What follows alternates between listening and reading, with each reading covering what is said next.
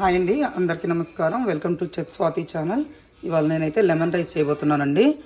Lemon rice ఇదిగోండి, మాకు ఇక్కడ లెమన్స్ ఇట్లాగా ఎల్లోగా దొరుకుతాయి. మనకి ఇండియాలో గ్రీన్గా దొరుకుతాయి కదా, ఇదిగోండి. ఇవి కూడా మంచి భలే పుల్లగా ఉంటాయండి. ఇవి కూడా లైమ్స్ లెమన్స్ అన్ని రెండండి. వీటినేమో లెమన్స్ అంటారండి, గ్రీన్ వాటినేమో లైమ్స్ అంటారు. ఇదిగోండి, ఇక్కడ నేను దానికి ఏమేం కావాలో చెప్తున్నాను. సాల్ట్, లైమ్స్, లెమన్స్, పచ్చిమిర్చి, ఎండుమిర్చి, కరివేపాకు, వేరుశనగపప్పు, మీ దగ్గర జీడిపప్పు ఉంటే అవి కూడా తీసుకోండి. ఇదిగోండి తాలింపు దినుసులు, కొంచెం ఆయిల్, ఎందుకంటే మనము ఇది ఫ్రై అయితే చెయ్యాలి కదా, సో కొంచెం అయితే ఆయిల్ తీసుకుంటున్నాను. ఇదిగోండి ఆయిల్. తర్వాత ఫస్ట్ నేను ఏం చేశానంటే, ఇదిగోండి ఈ గ్లాసు, ఒక గ్లాసు బియ్యానికి 2 గ్లాసులు నీళ్ళు పోసి వాష్ చేసేసి రైస్ అయితే రెడీగా పెట్టేసుకుంటున్నానండి. ఇదిగోండి రైస్ అయితే ఉడుకుతుంది. తర్వాత దీన్ని అయితే నేను ఫస్ట్ లెమన్ ఇవి అయితే స్క్వీజ్ చేసుకుని పెట్టుకుందామండి. దీంట్లో కొంచెం ఉప్పు వేసుకుందాం. దీంట్లో 2 చిట్కాలు ఉన్నాయండి. కొంతమంది పచ్చిమిరపకాయలని తాలింపులో వేపుతారు, కొంతమంది ఏమో ఇవి పిండేసిన తర్వాత, లెమన్స్ పిండేసిన తర్వాత ఈ సాల్ట్ అనేది వేసేసుకొని దీనిలో ఈ పచ్చిమిరపకాయలు అనేది దీనిలో నానబెట్టుకొని పులుపు పట్టింది కదండి పచ్చిమిరపకాయలకి, తినేటప్పుడు బాగుంటుంది. అలా చేస్తారు, కొంతమంది తాలింపులో వేపుతారు. ఇదిగోండి ఎలా చేయాలో చూద్దాం ఇప్పుడు. ఫస్ట్ అయితే నేను వీటిని స్క్వీజ్ చేసుకుంటాను. ఒక బాండీ పెట్టుకొని ఆయిల్ అయితే వేసాను. ఇదిగోండి లెమన్స్ అయితే ఇలా స్క్వీజ్ చేసి, నేనైతే దీంట్లో కొన్ని పచ్చిమిరపకాయలు దీంట్లో వేసాను, కొన్ని ఏమో తాలింపులో వేస్తానండి. ఇదిగోండి ఆయిల్. ఫస్ట్ దీంట్లో తాలింపు దినుసులు, లెమన్ రైసు నచ్చని వాళ్ళంటూ ఎవరు ఉంటారండి, అందరూ ఎంతో ఇష్టంగా తింటారు కదా. నేను ఇక్కడ లెమన్స్ అయితే కొంచెం ఎక్కువ వేస్తున్నానండి, ఎందుకంటే విటమిన్ కదా, కొంచెం అబ్జర్వ్ చేసి రైసు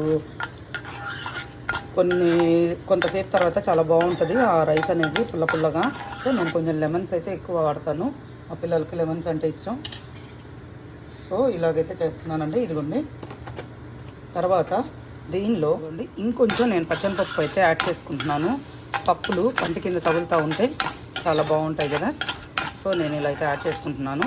దీనిలో మీరు జీడిపప్పు ఉంటే జీడిపప్పు కూడా యాడ్ చేసుకోండి,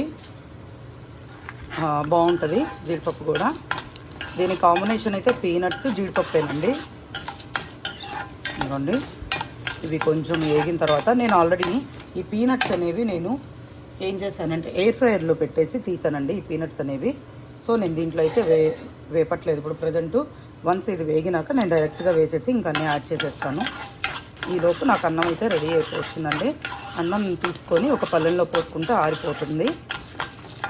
ఇదిగోండి ఇవి కొంచెం వేగిన తర్వాతకి ఇదిగోండి దీంట్లో వేరుశనగపప్పు, ఎండుమిర్చి, కరివేపాకు, పచ్చిమిర్చి అన్నీ వేసేసాను. ఇలా అయితే వేసేస్తున్నాం. ఎక్కువ వేగక్కర్లేదు, ఎందుకంటే ఆల్రెడీ పీనట్స్ అనేవి ఆల్రెడీ వేగున్నాయండి. ఈ తెగకే ఈ కరివేపాకు ఇవన్నీ వేగిపోతే తర్వాత దీనిలో నేను ఏం చేస్తానంటే కొంచెం పసుపు అనేది యాడ్ చేస్తానండి. ఇదిగోండి ఈ వేడికే ఇది చాలండి, పసుపు అనేది. చూడండి తర్వాత దీనిలో కొంచెం ఇంగువ అనేది యాడ్ చేస్తాను, బాగుంటుందండి. ఇంగువ చాలా రుచిగా ఉంటుంది.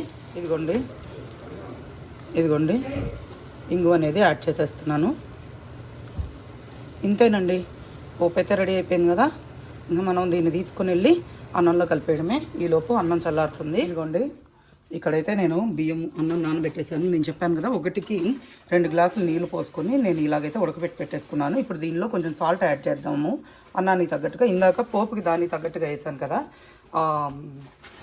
లెమన్ సిరప్లో, సో దీనికి అవసరం లేదు, ఓన్లీ అన్నానికి తగ్గట్టుగా ఇప్పుడు నేను సాల్ట్ అయితే యాడ్ చేస్తున్నాను. ఇదిగోండి ఇలా వేపిన తాలింపుని దీనిలో అయితే వేసాను, వేసి కలిపేస్తున్నాను.